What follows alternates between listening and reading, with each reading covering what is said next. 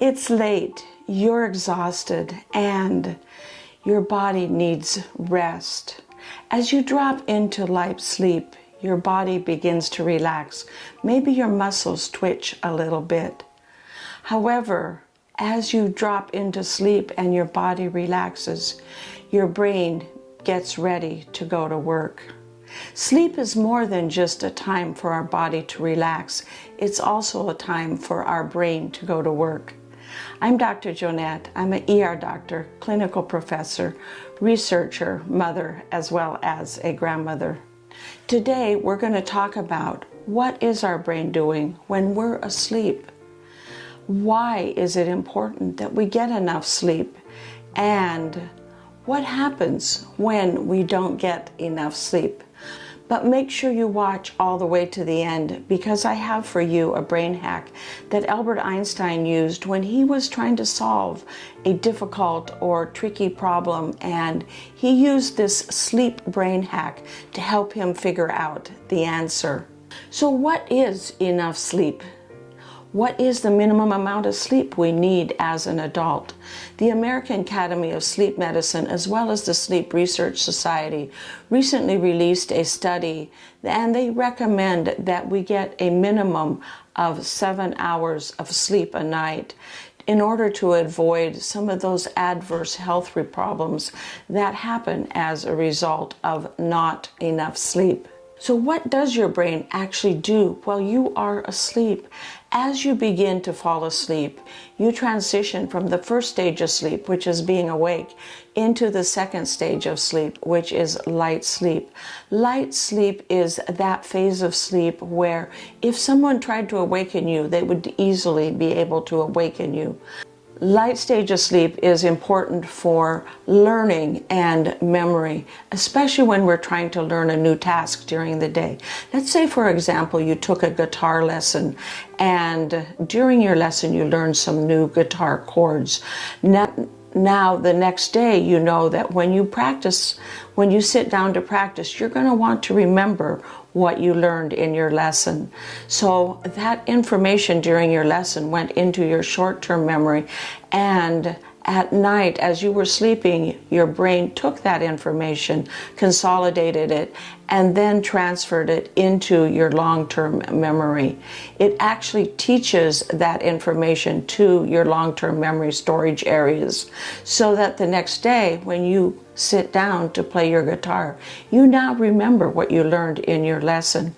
If you didn't get enough sleep or very little sleep the night before, you will probably have difficulty remembering how to play those chords and may have to reteach your brain that information again during your practice session the next day.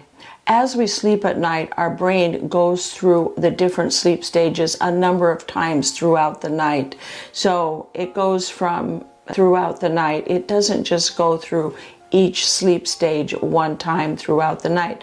When you think about it, you wake up several times during the night, and every time that you wake up, your brain then goes through those sleep stages again after you fall back asleep.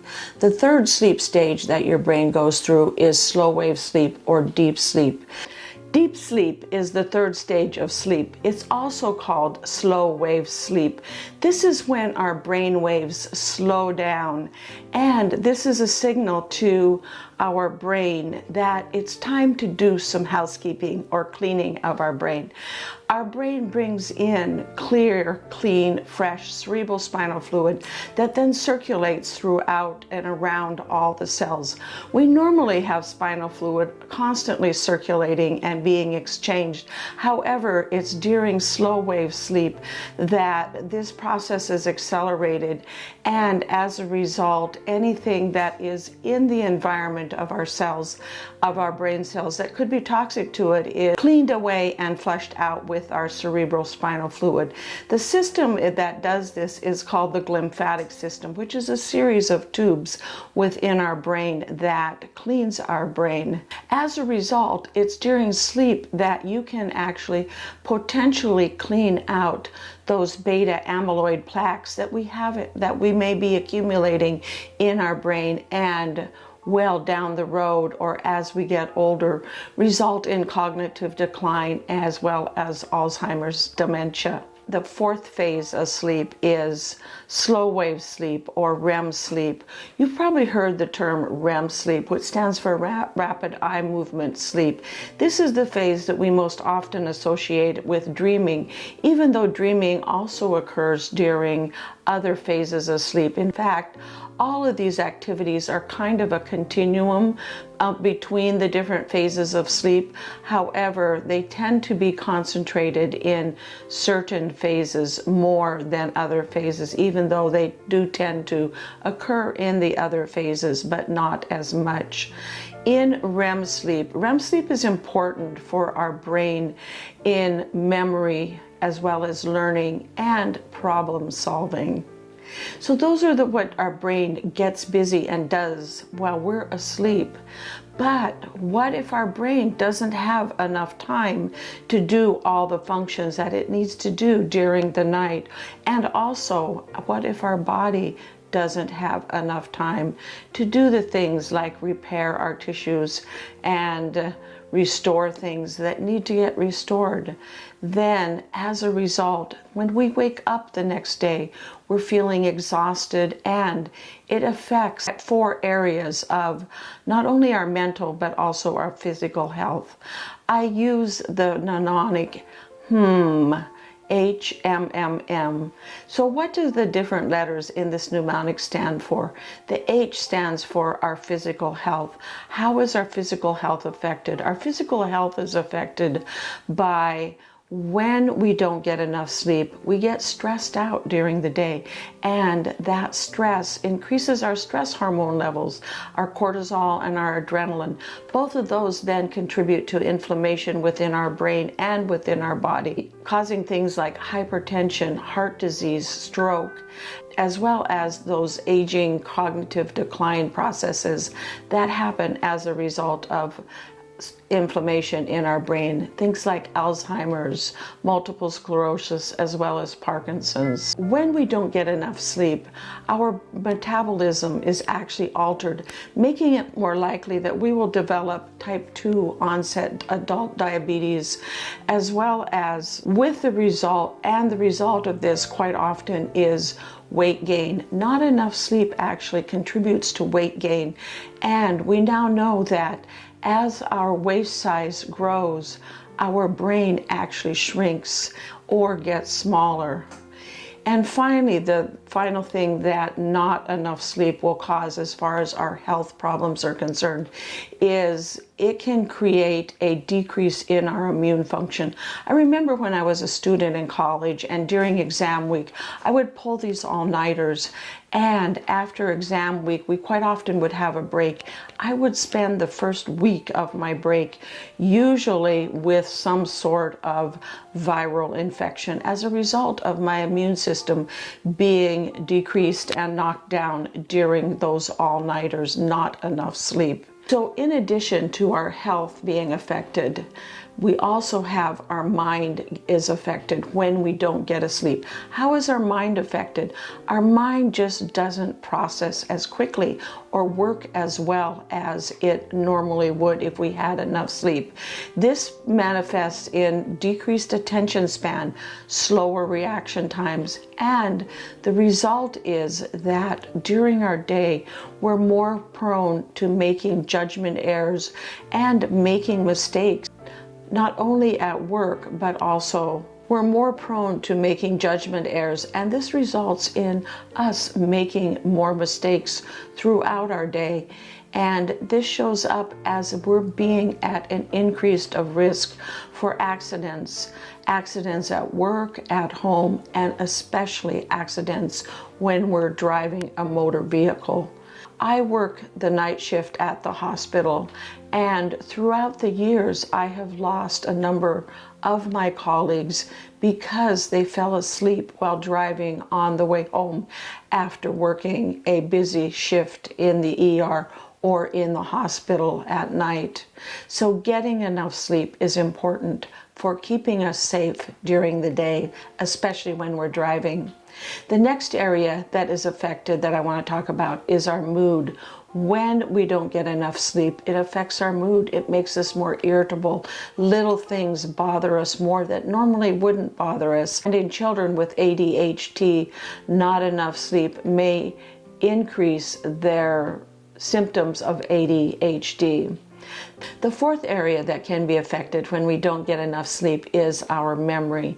Remember, during sleep, a lot of memory consolidation and transfer of memory from our short-term memory areas, our hippocampus, into our long-term memory areas, which is our neocortex, occur. And when our brain doesn't get enough sleep, it doesn't have enough time to do the memory work that it needs to do. So as a result, we may not be able to transfer things from short-term memory into long-term memory. And therefore, when we go to recall it, it just won't be there. Or it also may not get put into long-term memory in a way that allows us to then recall it when we need it. And finally, I wanted to share with you Albert Einstein's sleep hack for memory and for recalling and helping him figure out difficult and tricky situations or tricky problems that he was trying to figure out with. What he figured out, and we now know is the case, that during light wave sleep, there's a time of when we have access to the creative solution solving part of our brain. So when we fall asleep, if we're thinking about a particular challenge or problem, the answer may actually come to us during light wave sleep. And if we wake up shortly after that and then rethink about the problem, we may be able to remember the solution that came to us during light wave sleep. So Albert Einstein used this information, or figured out this information, and what he did was, when he had a problem he was trying to solve, he would hold in his hand a metal sphere that was heavy enough that as he fell asleep and relaxed, it would fall out of his hand and drop to the floor, waking him up.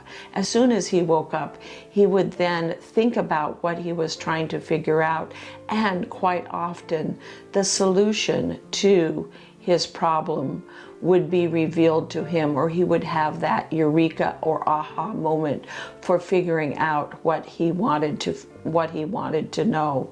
I was sharing this technique with a friend of mine a while back who was distressed because she couldn't find something that she had misplaced, something that was important to her. So I suggested that before she went to bed, she put on her nightstand a notebook, and if she woke up during the night with any ideas as to where that item might be, that she should write it down so that she could make sure that she didn't forget what had come to her in the middle of the night. And about 3 weeks later, she called me all excited, saying that she had remembered where she had put that item, had woken up during the night with the idea of where it was, and had actually gone there the next day and found the item. Thank you for watching and clicking the like button, as well as subscribing. All of this helps my team and me understand what information is important and you find valuable, as well as helping us get one subscription closer to our goal of 10,000 subscribers by the end of this year. For more information, go to my website, growwithdrjonette.com, and you'll be able to find more neuroscience-based, good neural health information that you can use and apply to your life. Keep your brain as well as your body healthy throughout all the decades of your life, from your 20s well into your 90s and beyond.